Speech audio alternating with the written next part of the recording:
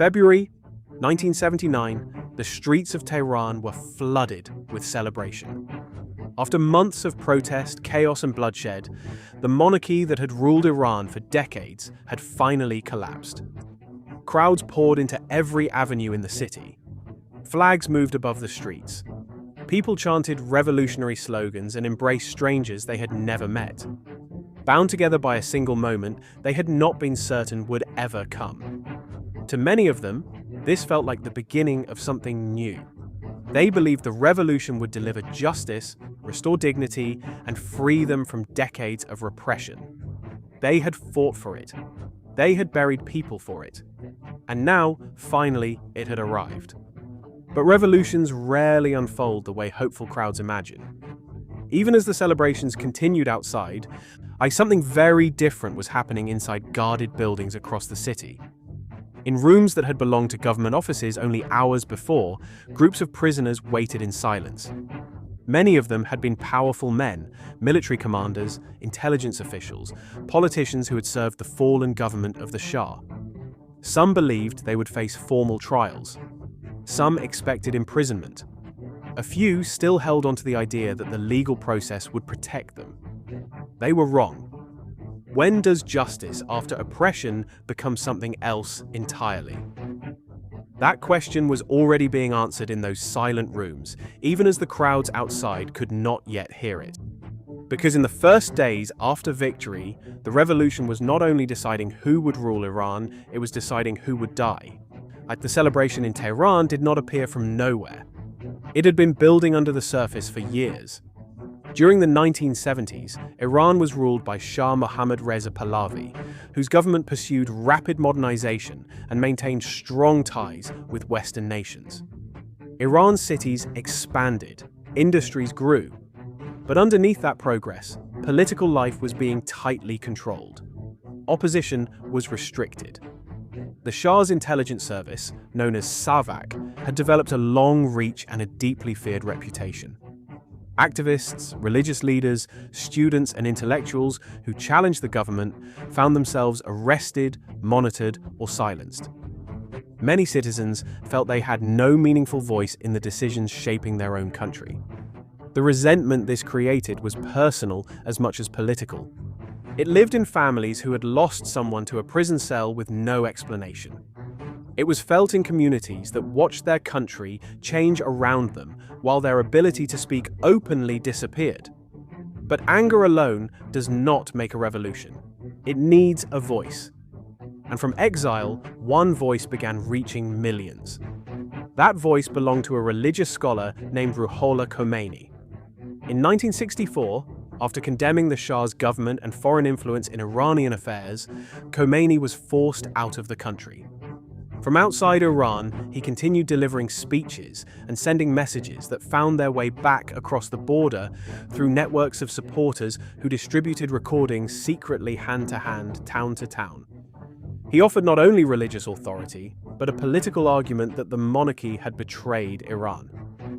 Arguing that foreign powers had corrupted its direction and that the time for change had come. As the recording spread, so did the movement. By 1978, protests were breaking out across Iranian cities. Each crackdown did not weaken the movement. It fed it. Workers organized strikes that brought major industries to a halt. Religious leaders added their voices publicly. The structure holding the Shah's government in place for decades began to crack under the weight of it all. But what happens when a government uses force to stop a movement? And that force only makes the movement grow. By January 1979, the Shah had only one move left. On January 16, 1979, Shah Mohammad Reza Pahlavi left Iran. His departure was the exit of a ruler whose government had run out of options. Then, on February 1st, Khomeini returned after nearly 15 years in exile. Millions gathered. The city was overwhelmed. Within 10 days, the remaining institutions of the monarchy collapsed entirely. Military commanders refused to keep fighting. Officials fled. Revolutionary groups seized government buildings and broadcasting stations. February 11, 1979, the revolution had succeeded. The victory created a new problem immediately. The revolutionary leadership now controlled a country that was politically unstable and deeply divided. They believed swift punishment of those connected to the old regime was necessary. That delay would give enemies time to organize. That the revolution needed to demonstrate quickly and clearly that it held real power. A revolution that promised justice would soon use death as one of its strongest tools of control. This is where history becomes uncomfortable. Our revolutions are often remembered by the crowds that celebrated them. But they are defined by what happens after victory. If you want more documentary stories that look past the slogans and into the consequences, subscribe now, because the next part shows how quickly justice became judgment. The new government had won the streets. Now it needed to control the country. To accomplish this, the revolutionary leadership built a new legal system almost immediately. They called them revolutionary courts. But the word court carried a different meaning here. These were not institutions built to move slowly through doubt. They were built to deliver answers fast. Defendants were brought before judges, who sometimes delivered verdicts within hours. Defense lawyers were rarely present. Trials often took place behind closed doors. And the punishment most frequently delivered in major political cases was death. The speed was not a flaw in the system, it was the point. But if a trial lasts only hours, how much justice can it hold? On February 15, 1979, that question reached a rooftop in Tehran. 4 days after the revolution's victory, several senior officials from the Shah's government were brought before a revolutionary court in the capital. They were accused of ordering violence against protesters during the final months of the monarchy. The hearing began. Within hours, it was over.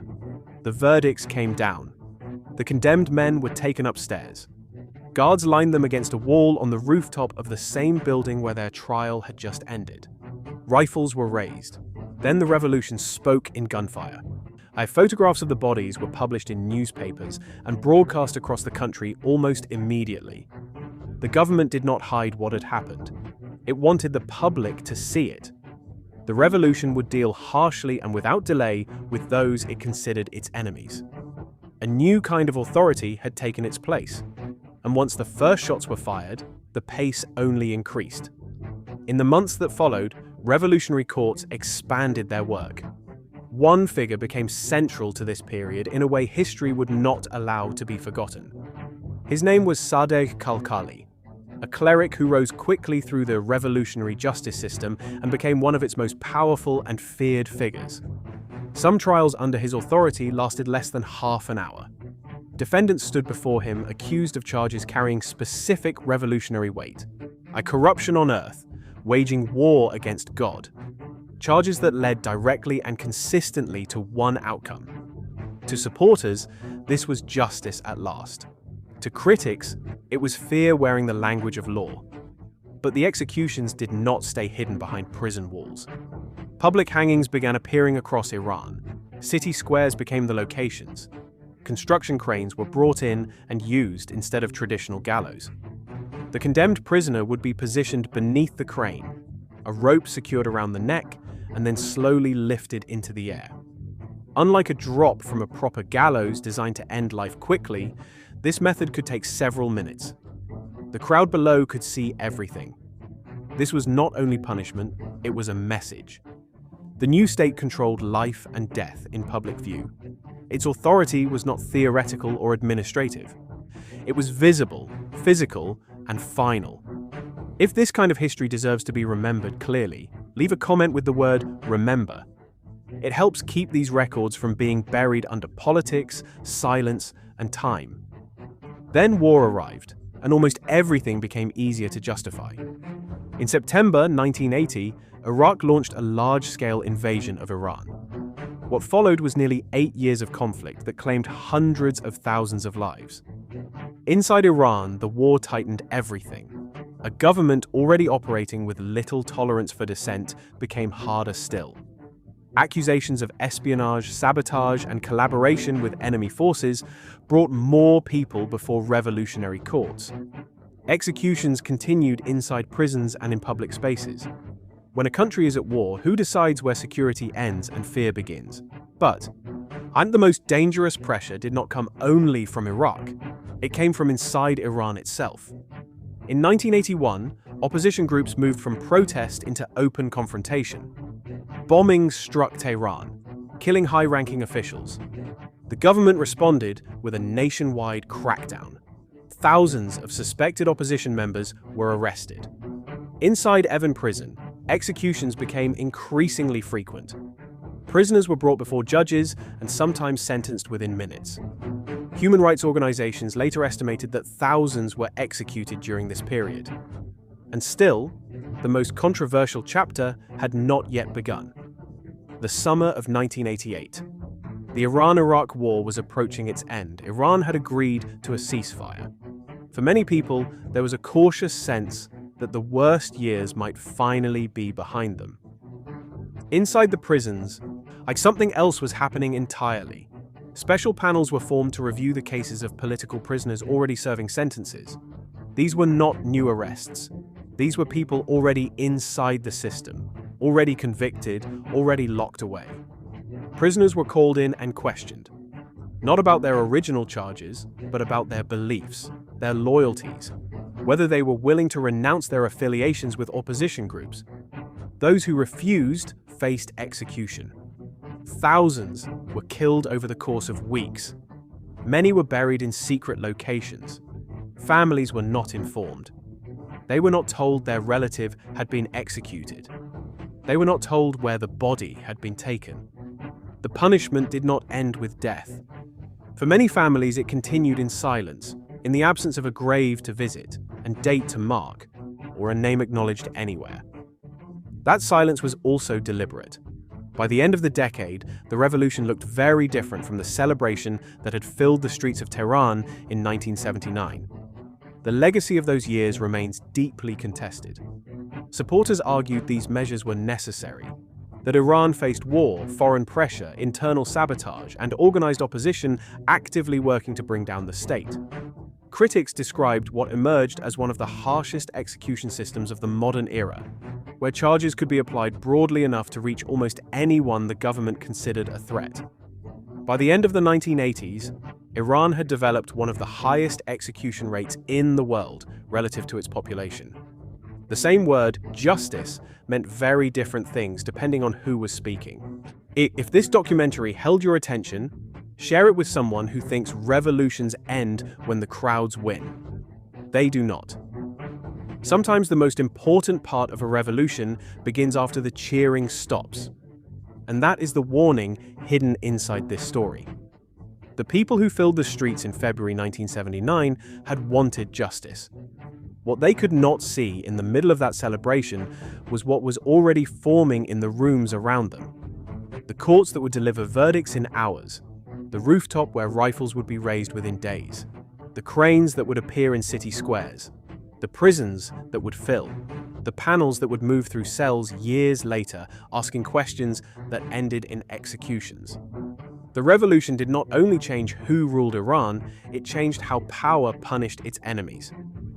Before you leave, one question. Were these executions primarily revolutionary justice or the foundation of a system built on fear? Comment justice or fear below. Because revolutions do not only change governments. Sometimes they change the meaning of justice itself.